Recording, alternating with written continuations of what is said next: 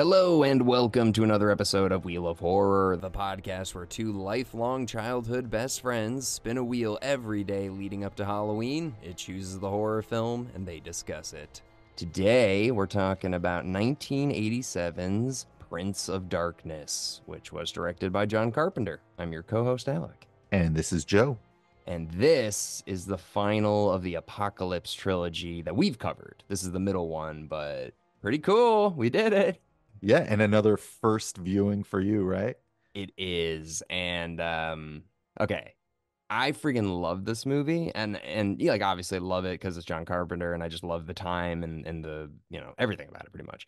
But the fact that he did Big Trouble in Little China in 86, then this, then They Live in this. Oh no, They Live was 88. Never mind. I thought these came out the same year. But regardless, three great movies, I think, in 3 years. Like, damn, dude. Good for him.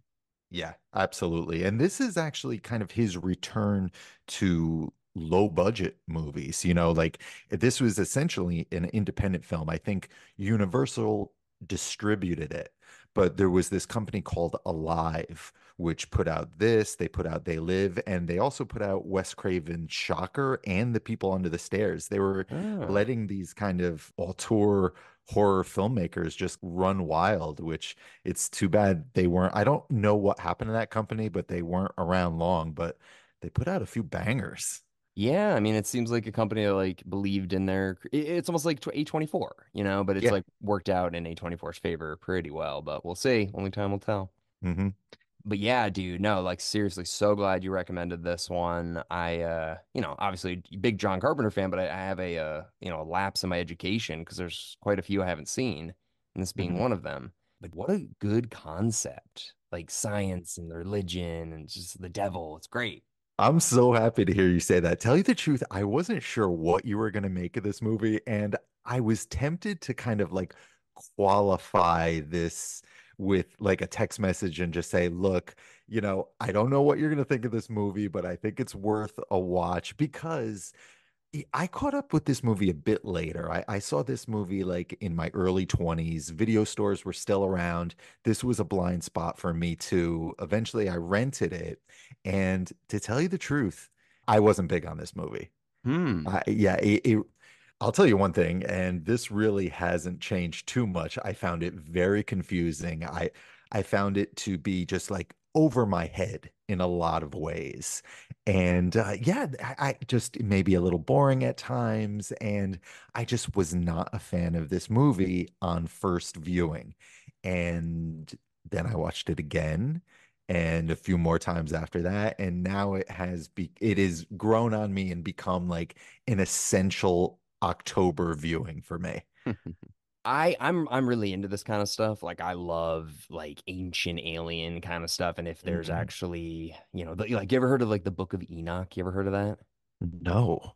Dude, it's like a lost chapter of the Bible that talks about aliens, and they found it in the Dead Sea Scrolls when they found the Dead Sea Scrolls in like 2013 or whatever. And this Ethiopian Bible, which is like one of the oldest Bibles in history, has the Book of Enoch in it too. And it kind of reminded me of that a little bit, this movie. It's like the Catholic Church has been keeping something hidden, knowing that it's real. Okay, so this movie is right up your alley. I'm so glad that I didn't, qualify it for you because yeah, I mean, no, I would be hard pressed to even reference anything I feel like is similar to this. I mean, there are certain similarities. There's similarities to other John Carpenter movies. This movie is a lot like Assault on Precinct 13 in certain ways, Hmm. and even The Thing in certain ways. But yeah, the kind of quantum physics stuff that this movie gets into, like there's nothing quite like it to me. And Hmm. I was actually watching some of this with my wife, and we were Googling quantum physics. I knew I was gonna have this conversation with you. I wanted to be a little bit more prepared, than I was. And everything we were coming across, like it made no sense to me. It was just so far over my head. And the only thing that like made a little bit of sense to me, I actually wrote it down. We found this on Google. It says quantum physics suggests that we perceive at most a tiny sliver of reality. And I'm Hmm. like, okay, that makes some kind of sense to me. Yeah, I mean that's always kind of been because I mean I know we've talked about this in the past. Like I was raised Catholic, but I'm not religious. That's kind of always been the thing that I've always questioned about religion is like, a lot of people like be like, "Oh, whatever, I'm an atheist. There's no way there's a God, blah blah blah." But maybe we're not capable of understanding it. Mhm. Like that's that dimension that like we're not seeing, we're not capable of it just because we're humans. We're not enlightened beings or whatever. So I've always kind of thought like, yeah, we think we of understand God, but we're not capable of fully grasping its concepts? Yeah, it's really interesting. I mean, it kind of brings me back to our Day of the Dead discussion when I said like you have to there's a lot of talking. It's a very talky movie. There's a lot of conversations, there's a lot of discussions in this movie as well as in that. And it's going to live and die on how interesting you find these discussions. And Yeah. luckily with a few more viewings, I find a lot of this movie still confusing but fascinating as well. And it is this interesting mix of like The Exorcist meets quantum physics. Have you still not seen The Entity? I haven't. Okay, so that's a 1982 movie. This reminded me of like The Omen meets The Entity because it's Mm, like they're trying to bring back the Antichrist, but there's science involved, and that's kind of what The Entity's about too. This woman is like at her wit's end and about a ghost that's like haunting her and raping her, doing all those things. So these scientists get involved, and they're like, "We're gonna figure out what this is." So it kind of reminded me of that, especially the basement scene in this film. All the computers set up, all the science stuff. Like I loved it. I loved blending old ancient evils with modern science. I just fucking love that shit. and I think that was something kind of on Carpenter's mind maybe in the mid 80s because Halloween 3 kind of does that as well. And Mm-hmm. I know he didn't direct Halloween 3, but he was involved in it. Right. And you mentioned The Omen. I was definitely thinking The Omen when we go into that fantastic set where the swirling green goo is and Hmm. the walls are completely covered in crosses like they're trying to contain it. In The Omen the priest's like little apartment is covered in like Bible pages, Oh yeah. and also it brought me back to In the Mouth of Madness in Sam Neill's asylum room. Mm-hmm. Yeah, all the crosses with that one crayon. Yeah, dude. I remember that. Yeah, because basically, for people who haven't seen this film, the idea of it is like the Catholic Church has been keeping the Antichrist in like, or the son of the devil in like a vial of green goo, basically, and it's like waiting to be reincarnated, and they haven't told anybody about it. Donald Pleasance is one of the priests who's aware of this, and like I don't know if it's like a small sect of the church or whatever that knows about it, but they are aware that there is an Antichrist and it's trying to return and something sets it off. I don't really know. I can't remember what it is. Like I know they see two moons and stuff, and like there are things that are making it react now. Mhm. But yeah, so then basically they get these scientists involved, these like grad students from school in California, and they go over to basically try and figure out what it is and why it's reacting and all this stuff. So yeah, I thought that was just like a cool setup, and so you might be a little too old for Power Rangers. I don't know if that was like not in your wheelhouse as when it was popular, but dude, this reminded me of that I can't remember the character's name, but the big like guy. Yeah, he's like the guy that they get their orders from. Yeah, yeah, Yeah. it reminded me of that. So that and like the guy Master Computer from Tron kind of. Yeah. So what we're to believe here, and I feel like even though I've seen this movie probably a dozen times, I feel like you already have a better handle on this movie than I do. But I think what we're to believe here is that there really is no supernatural, right? I mean, like even Donald Pleasance, who plays a priest in this movie, he says that, like the Catholic Church essentially turned everything into fairy tales or stories because it was easier for us to understand and accept that. But there essentially is no supernatural. There's just perception, and we could only perceive so much. Am I getting that? I think so. I mean, I feel like there's a line where they say that it's from another planet or it's some. I mean, they even say that Jesus was an alien. Yeah, right, right, right. So, I mean, the whole idea of the Book of Enoch is basically there's a planet on the far side of our galaxy called Nibiru with this species called the Anunnaki who come to Earth every like 3,000 years or whatever. And a lot of people think that's what Jesus is. A lot of people think that's what the stories in the Bible come from. And when they come, there's this thing called the like Noah's Ark, like that whole flood myth is based on something called the Younger Dryas impact theory, and they think that's when the aliens came back and the Earth flooded, and there was only certain survivors. Like you have to really like dig deep into that stuff to make this kind of make sense, but Mhm. I think what they're implying is, yeah, nothing's from Earth. People aren't from Earth. Jesus isn't from Earth. This Antichrist isn't from Earth. But yeah, yeah, I think. I mean, as if you couldn't tell, it isn't really the story that makes this movie what it is for me. It's really Yeah, just the mood. You know, it's the right. mood, it's the atmosphere, it's another incredible John Carpenter score.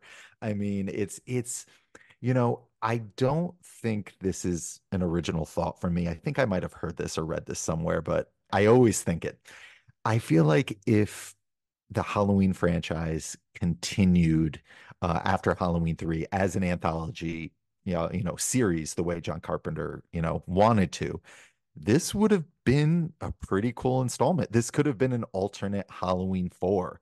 Hmm. I know this is, it really has nothing to do with Halloween the ideas in it are just very strange, but it has that Halloween flavor to me. I mean, we have Carpenter here, and of course, Donald Pleasance is still in his prime here. So yeah, I mean, I feel like when I'm in that Halloween spirit, this has become a go-to for me. Dude, all they have to do is just say the devil's coming back on Halloween.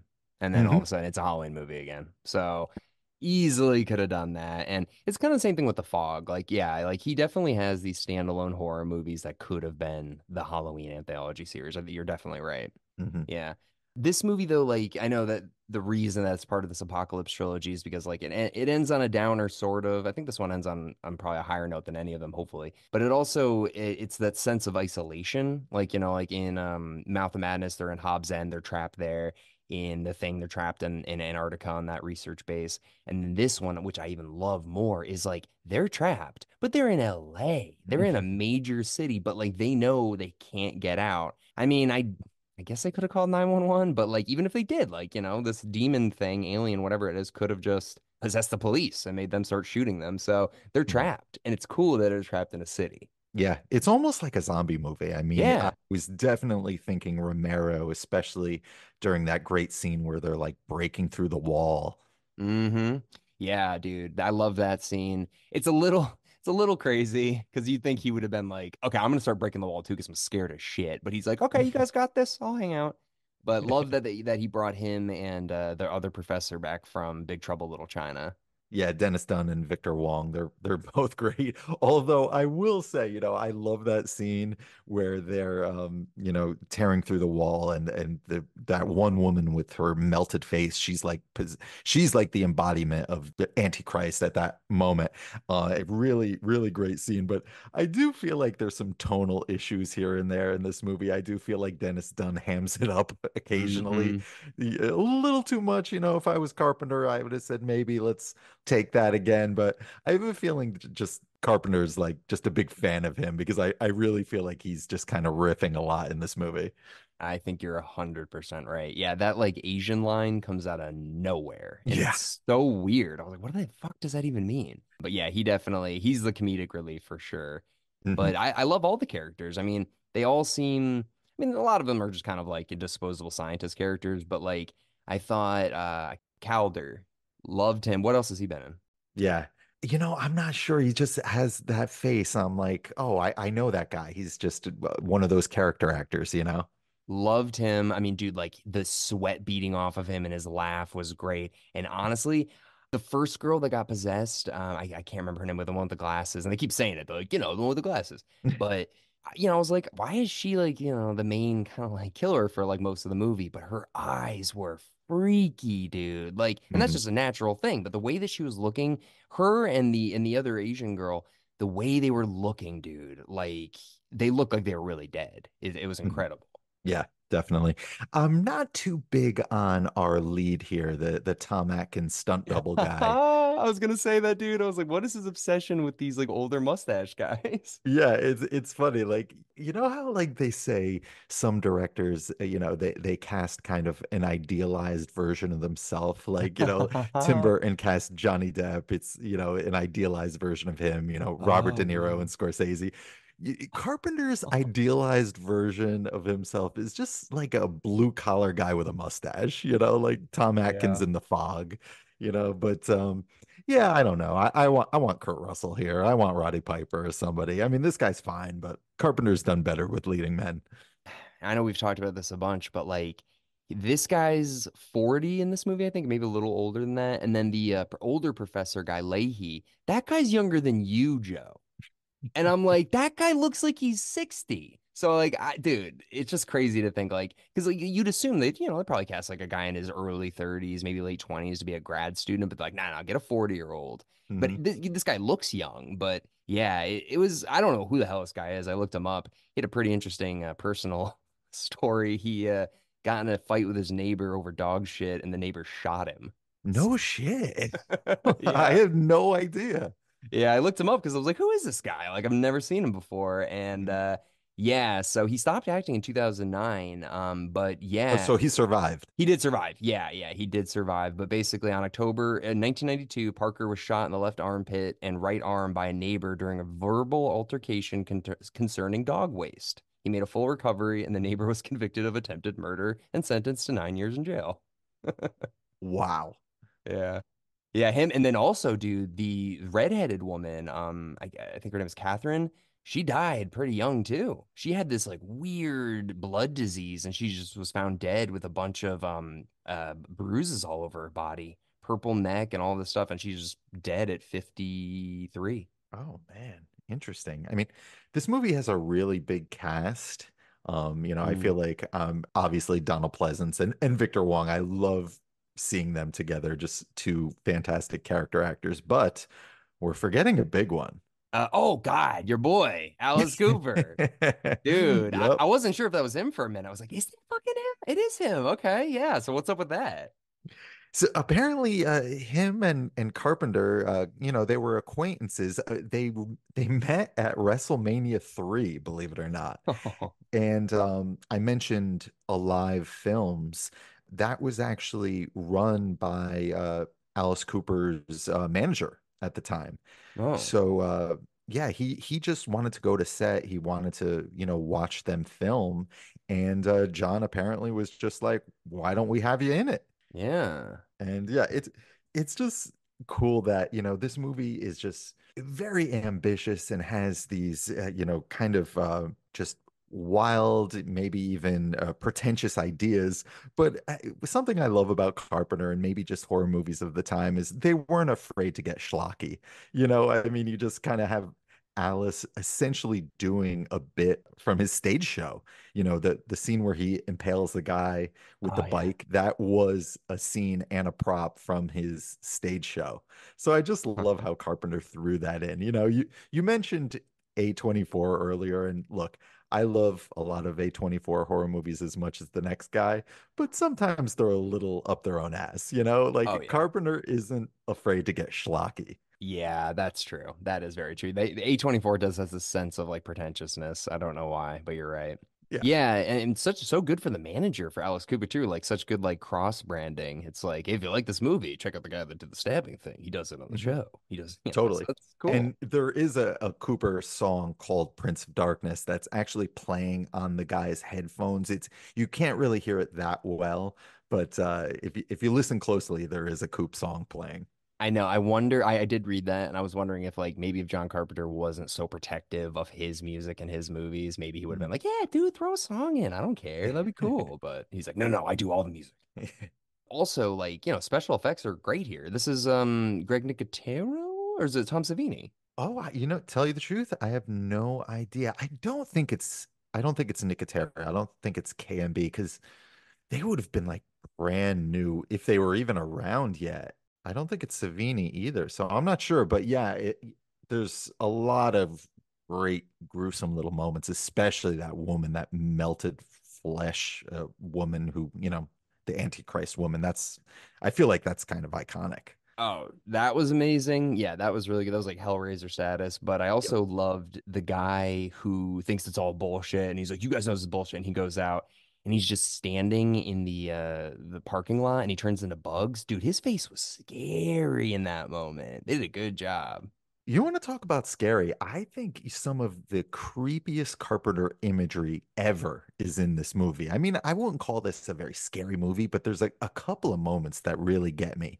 One is this dream that they're all having. Oh It- yeah. they're just having these fragments, just fragments of imagery that's coming through of the outside of the church, and it's very staticky, almost like you're looking at it on an old television, and the doors on the church are open, and there's just the silhouette of this dark figure that I'm assuming is Satan. And Mm. that imagery has always creeped me out. Yeah, I heard that the way they filmed that was like he filmed it, then he put it on a videotape, then filmed the TV of that film, and that's how he Mm. got it to look like super weird. Yeah, that sounds about right. And Yeah. one other moment that always I just found haunting is at the end during the climax where, the female lead tackles the Antichrist woman and they fall into the mirror that has become this portal. When Loomis, I don't not Loomis, but Donald Yeah. Pleasance, when he throws an axe at the mirror and essentially closes the portal, just for a moment or two, you see the woman trapped in this, black abyss. And yet, for whatever reason, just it's very kind of Lovecraftian. Just it just I don't know, it gets to me. Oh, dude, that's such a scary idea. But I'm also like, why did you just push her? Just freaking why'd you have to tackle her into it? Just push her once. You would have been fine. Oh yeah. And to tell you the truth, I have no idea why that is what solves the problem, what ends the movie, Like again, Yeah. if you ask me to explain this movie, and I was having a little anxiety that you were going to ask me to kind of explain this movie to you, because I can't do it. It's all mood for me. It's just all mood and atmosphere, and I love it.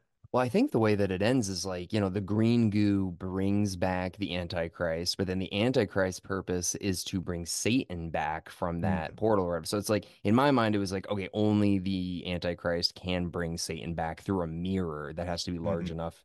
But then by trapping the like basically by putting the key like inside of the lock of the box and then locking it from the outside, I think that's kind of what they did. So like nobody can escape. Like Satan can't get out now, the Antichrist can't get out now, and unfortunately, Catherine or whatever her name is. Yeah, yeah, yeah, super creepy. And yeah, Yeah. there are lines dropped about how they exist in the mirror dimension. So, Hmm. so weird and interesting. And oddly enough, Entity also uses mirrors as is like that's the portal that the ghost comes through. So they break all the mirrors in her house because they're like that's Mm, what's coming. Dude, it's like yeah, like even though this is fiction, obviously, and the entity's fiction, all this stuff's fiction, there's a like a through line of connection to reality in mhm. supernatural stuff in reality or whatever. But yeah, man, it's I really liked it. I was telling Eric, I was like, dude, John Carpenter, Donald Pleasance, Devil's coming back. Like, you gotta watch this movie. Alice Cooper. Yeah, it's got Alice Cooper. I mean, I'm trying to like even think if there's anything that I was like, I don't know, it was kind of dumb. I mean, I guess the parts where like they towards the end, it just seems like they're kind of going room to room, just kind of like fighting in different scenarios, which I kind of got like, okay, okay, okay. Mhm. I would have liked maybe a more dramatic way for the people that are possessed to transfer the infection or whatever it is. They just Mm. open their mouth and it's like a stream of, it looks like pee just coming out. Yeah, Looks like they're peeing in each other's mouths. I would have just liked something a little more dramatic. I don't know what, like maybe, yeah. like a parasite, like in Jason Goes to Hell, something like that. But yeah, I mean, if I'm gonna nitpick, that would be something. It felt like Evil Dead kind of like they cough the blood into each other's mouths, but like Mm. obviously Evil Dead did a lot better. Yeah, it's just something maybe a little more gruesome I would have liked. Yeah, yeah. I guess like I don't know to talk about the characters. Like yeah, the two leads they fall in love, which is like I guess. But we never really find out what her deal is. Like why she is so like apprehensive of men and just not open at all. We never really kind of learn that, right? Right. Yeah, no, honestly, all of their interactions are just odd. I don't know if it's their performances or even maybe the way Carpenter wrote this. And he did write this. He didn't credit Right. himself. He used a fake name. But yeah, honestly, most of their scenes together, they just don't work very well for me. Yeah, because that's the thing. It kind of like hurts the ending a little bit because you're like, do they even really like each other? Like they slept together. They've only known each other for 24 hours. Like he's been stalking her basically in grad school, but he never spoke to her. Yeah. But then yeah, so then by the end of the movie, she makes a decision to, I mean, the right decision to kill the devil as opposed to save the guy she's known for 24 hours. Like, could you imagine if they're like, Mhm. why did you choose him? It's like, I love him. It's like you don't even know him. Yeah. Like, so yeah, I'm glad that she decided to save the world. Hmm. But yeah, so their relationship's a little weird, but we don't really get like any conclusion as to why she's, I don't know, like they set up her character in the beginning to really hate men, and I don't know, that's whatever, it doesn't matter. Hmm. This was filmed in 30 days though. Like what? Yeah, that's great. I think because, Carpenter was able to keep the budget low, he was essentially allowed to do whatever he wanted. And yeah, I mean, it's the kind of movie you couldn't imagine something like this coming out today. It's just so interesting and strange and inventive. Oh yeah, this would be like a huge, it would be like that the Pope's exorcism or something. It would be like, massive demons and you're like, "Oh, but I didn't watch the trailer for this, but like I mean, you're assuming it's about the devil. It's called the Prince of Darkness, but like Right. You're expecting something very conventional, I mean, Prince of Darkness, even to me, implies like Dracula. There's a mm, there's an old Hammer Dracula movie called Prince of Darkness, which, yeah, it's an interesting choice. It lures you in. You think you're going to get something, like you've seen before, and you get something completely different. There's a pretty good documentary on the Scream Factory Blu-ray with mm. Carpenter, and he said he just wanted to do something different, and he and he does take a shot at modern movies, and talks about how uninventive they are and how he feels like he has seen it all, before.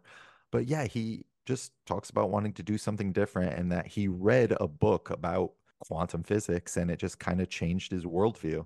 Yeah, man. I mean, we talked about it on the Mouth of Madness episode, but like he's a true artist. It's just so cool. And speaking of that Scream Factory version, I like the original poster with like the green thing going into the guy's face screaming, but was the DVD cover, was that the original poster? Do you know? That was the poster with the church and the stretched out face. Yeah, I love that. That was the movie VHS box I remember seeing as a kid. Like, I never actually picked it up for whatever reason. I never rented it, but that was always the cover that I was familiar with. I like that one, but I also like the other one where it's like Donald Pleasence's like face and all the characters. It's like that triangle kind of movie poster. Yeah, that's like the new Screen Factory commissioned Oh, artwork. okay. I do like that one. I really Hmm. do. Yeah. No, dude, overall, I mean, this is a great John Carpenter movie. And I mean, it's right in the 80s, right when he's kind of like, towards the end of the 80s, it got a little funky into the 90s, but this is like prime John Carpenter, I think. Yeah, I'd say he's coming towards the end of his prime, but he's still there, and you still have Donald Pleasance. And yeah, I mean, again, it scratches that itch for me when, it gets a little chilly out. Well, not anymore. I live in LA, but when you feel fall creeping in, this was always a good one to go to. And I will admit that I didn't always feel that way. Yeah, but yeah, it's really grown on me. Good thing about movies and music, man. It's like the older you get, the more life experience you have, it can change your perception of a film for the better or the worse. But, I'm glad it worked in the favor for this one. One last thing, though, that I didn't pick up on this at all, but some film critic mentioned it that this was basically like like paralleling the AIDS epidemic. And this was like a movie about like homosexuality and all this stuff. Like, I didn't get any sense of that. But have you heard that? No, to tell you the truth, I feel like this movie, has flown under the radar for a long time. It's not like one of those movies like Texas Chainsaw or Night of the Living Dead where, it's been endlessly, picked apart, and lots of ink has been spilled over it. I don't think this is one of those movies. So that's that's interesting, but no, I've certainly never heard that. Yeah, and I just also feel like John Carpenter was more about like talking about the mainstream or corporations or like, capitalism, stuff like that. I don't really think he was, I mean, I could be wrong, but trying to do parallels between this and homosexuality and AIDS, but I don't know. I don't know. Yeah. I mean, who knows? Well, I'm glad he's still alive, and maybe who knows? Maybe one day we'll get one. But I do hear John Carpenter is kind of living off his residual checks and just playing video games a lot. But who knows? Who Yeah, I knows? think he's happily retired, and I think, if you know anything about him, you could imagine that the current state of Hollywood doesn't appeal to him at all. So, yeah, I mean, I'm glad he is still alive to appreciate movies like Prince of Darkness that were kind of maybe a little bit forgotten when they were first released, are being reevaluated. Absolutely. And then coming up right after this one is one of my favorites by him is They Live. So he's on a roll, in my opinion. Oh yeah, absolutely. And that one again, that was another one from Alive Films. He done low budget and allowed to do whatever he wanted, and it's fantastic. I know. I read that. It's just like he had complete creative control. And I was like, when do you think you hear that? If it's not Quentin Tarantino, like where do you hear that nowadays? Yeah, almost So never, which I is know. why John Carpenter is home playing video games. Right. Living his best Martin Quartermass life. I will say that he is still making music and he's released several really fantastic albums. And he just recently released his fourth album, which, the music sounds like it could have been the score of movies had he continued making movies. You hear it and it's like, oh, yes, this is John Carpenter music. They're Mm, called Lost Themes, and there's four of them, and they're great. I'm gonna have to check him out. Yeah, because I really do love his work. I mean, especially in movies. Well, Joe, do you got any last minute thoughts on Prince of Darkness? I'm just so glad I could introduce you to this movie, and I'm so glad you could help me understand it. Well, I hope I do. I don't know. I find a lot of that stuff interesting. I really do. Ancient aliens and religion and all that stuff. So this was a really cool movie. Awesome. All right, everybody. Well, thank you very much for listening into our discussion on Prince of Darkness, and we will see you all tomorrow with something.